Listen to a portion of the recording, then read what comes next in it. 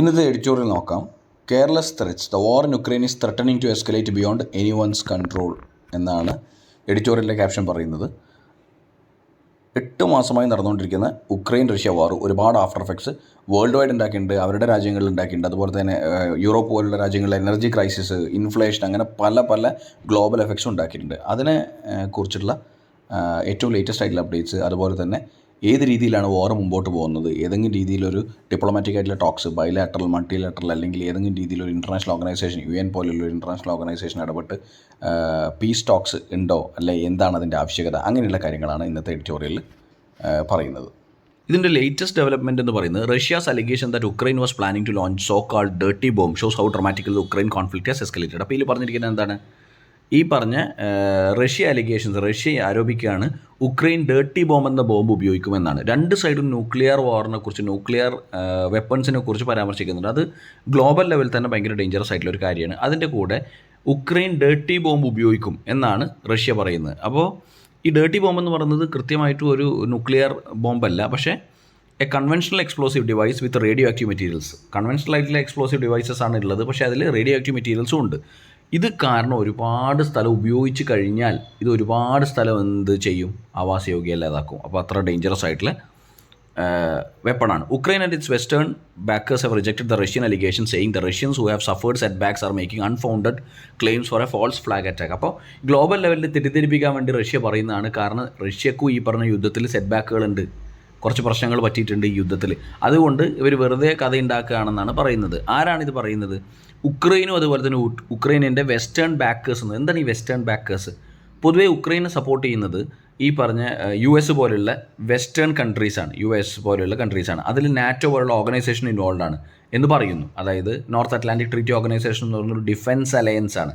ഈ America head ചെയ്യുന്ന ഒരു ഡിഫൻസ് അലയൻസ് ആണ്. അതുപോലും എന്താണ് ഉക്രൈനെ സപ്പോർട്ട് ചെയ്യുന്നു എന്നാണ് പറയുന്നത്. അപ്പോൾ അവർ ഈ പറഞ്ഞ അലിഗേഷൻസ് അല്ലെങ്കിൽ ആരോപണങ്ങൾ തള്ളിക്കളയാണ്. ഇത് ഉക്രൈൻ്റെയും റഷ്യേൻ്റെയും വാറിൽ റഷ്യ കുറച്ച് കാര്യങ്ങളിൽ റഷ്യക്ക് പുറകോട്ട് പോയിട്ടുണ്ട്. അപ്പോൾ ആ കാര്യങ്ങൾ ആണ് ഈ പറഞ്ഞ ആരോപണങ്ങൾ ഉണ്ടാക്കാനുള്ള കാരണം. അല്ലാതെ ഈ ഡേർട്ടി ബോംബ് എന്ന് പറഞ്ഞ ബോംബ് ഉപയോഗിക്കാൻ ആർക്കും പ്ലാൻ ഉണ്ടായിരുന്നില്ല എന്നാണ് പറയുന്നത്.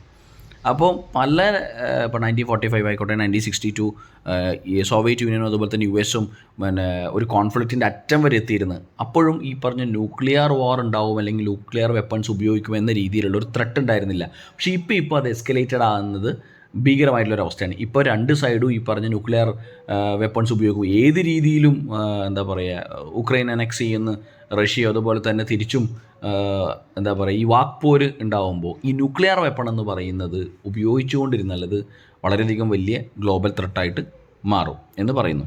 സർപ്രൈസിംഗ് ആയിട്ടുള്ള കാര്യം എന്ന് പറയുന്നത്, even as the war is steadily deteriorating there is no conscious effort by any side to start a dialogue.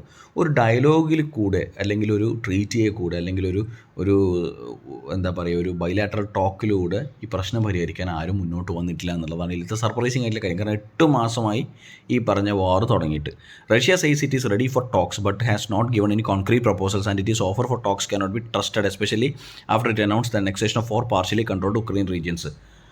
Russia പറഞ്ഞിരിക്കുന്നത് ടോക്സിന് നമ്മൾ റെഡിയാണെന്നാണ്, നമ്മൾ സംസാരിക്കാൻ റെഡിയാണ്, അല്ലെങ്കിൽ ഒരു പീസ് ട്രീറ്റിക്ക് റെഡിയാണെന്ന് പറഞ്ഞ റഷ്യ തന്നെ പറയുന്നു 4 പാർഷ്യലി കൺട്രോൾഡ് ആയിട്ടുള്ള ഉക്രൈൻ റീജിയൻസ് കൂടി ഞാൻ പിടിച്ചടക്കാൻ ഉദ്ദേശിക്കുകയാണെന്നാണ് പറയുന്നത്. അപ്പം അതിൽ തന്നെ ഒരു വൈരുദ്ധ്യമുണ്ട്, ഒരു എന്താ പറയുക, ഡീവിയേഷൻ ഉണ്ട് പറയുന്നതിലും അതുപോലെ തന്നെ പ്രോമിസിലും ഡെലിവറിക്കും ഒരു തരം വ്യത്യാസമുണ്ട്. അപ്പോൾ അതിൽ ട്രസ്റ്റ് ചെയ്യാൻ പറ്റില്ല എന്നാണ് പറയുന്നത്. ഇപ്പോൾ റഷ്യ അവൈലബിൾ ആണെന്ന് അവർ പറയുന്നുണ്ട്, പക്ഷേ എന്നാലും അത് ട്രസ്റ്റ് ചെയ്യാൻ പറ്റില്ല എന്ന് പറയുന്നു. Ukraine says it will not hold talks with Russia as long as Mr. Putin is in power and it intends to fight till all Ukraine regions are liberated including Crimea. Ukraine പറഞ്ഞിരിക്കുന്നത് നമ്മൾ ടോക്സിന് റെഡിയല്ല, നമ്മൾ ഈ പറഞ്ഞ സന്ധിക്കോ സംസാരത്തിനോ അല്ലെങ്കിൽ ഡയലോഗിനോ ഒന്നും റെഡിയല്ല. കാരണം എന്താ, ഈ പറഞ്ഞ പുടിൻ ഈ പറഞ്ഞ റഷ്യേൻ്റെ ഹെഡായിരിക്കുന്നിടത്തോളം കാലം നമ്മൾ ടോക്സിന് റെഡിയല്ല. മാത്രമല്ല നമ്മൾ അവസാനം വരെ ഫൈറ്റ് ചെയ്യും. ക്രിമിയ അടക്കമുള്ള എല്ലാ റീജിയൻസും നമുക്ക് കിട്ടുന്നത് വരെ നമ്മൾ അവസാനം വരെ ഫൈറ്റ് ചെയ്യുമെന്നാണ് പറയുന്നത്. And there are greater fears of direct conflict between Russia and NATO, to nuclear forces. ഇതിൽ ഏറ്റവും വലിയ പ്രശ്നം എന്ന് പറയുന്നത് രണ്ട് സൈഡും ഡയലോഗിലൂടെ കാര്യങ്ങൾ പരിഹരിക്കാതിരിക്കുന്ന സമയത്ത് നാറ്റോ പോലെയുള്ള വെസ്റ്റേൺ അലീസ് ബാക്ക് ചെയ്യുന്ന ഉക്രൈൻ ഈ പിക്ചറിലേക്ക് കടന്നു വന്നു കഴിഞ്ഞാൽ രണ്ട് ന്യൂക്ലിയർ ഫോഴ്സസ് തമ്മിലുള്ള യുദ്ധമായിട്ട് ഇത് മാറും. അത് വളരെയധികം എസ്കലേറ്റഡ് ആവും. അപ്പോൾ നാറ്റോ എന്ന് പറയുന്നത് നോർത്ത് അറ്റ്ലാന്റിക് ട്രീറ്റി ഓർഗനൈസേഷൻ എന്ന് പറയുന്ന ഒരു ഡിഫൻസ് അലയൻസ് ആണെന്ന് നമ്മൾ പറഞ്ഞു. US പോലുള്ള രാജ്യമുണ്ട്. അതുപോലെ തന്നെ മറ്റു പല സ്ട്രോങ് ആയിട്ടുള്ള ആർമി ഫോഴ്സസ് അതിലുണ്ട്.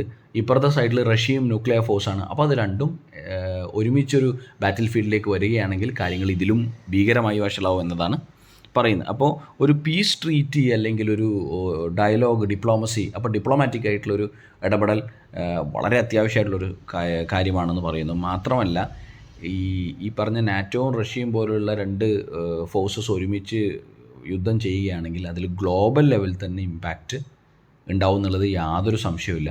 ഇപ്പം തന്നെ ഈ പറഞ്ഞ ഉക്രൈൻ റഷ്യ വാറിൽ ഇൻഫ്ലേഷൻ എന്ന് പറഞ്ഞ പണപ്പെരുപ്പം കൂടി, അതുപോലെ തന്നെ മറ്റൊരുപാട് എക്കോണമീസ് അൺസ്റ്റേബിളായി, യൂറോപ്പിലെ എനർജി ക്രൈസിസ് വന്നു, മൊത്തത്തിൽ എന്താ പറയുക എനർജി റിലേറ്റഡ് ആയിട്ടുള്ള ഓയിൽ റിലേറ്റഡ് ആയിട്ടുള്ള പ്രൈസ് കൂടി, ഒരുപാട് സാങ്ഷൻസ് വന്നു. അപ്പോൾ ഇത്രയധികം ത്രെട്ട് ഇപ്പം തന്നെ നിലനിൽക്കെ ഇനി അത് എസ്കലേറ്റ് ചെയ്ത് കഴിഞ്ഞാൽ കൂടുതൽ വഷളാവുകയുള്ളൂ. എല്ലാ എക്കോണമീസിനെയും അത് ബാധിക്കും, എല്ലാ രാജ്യത്തെയും അത് ബാധിക്കും.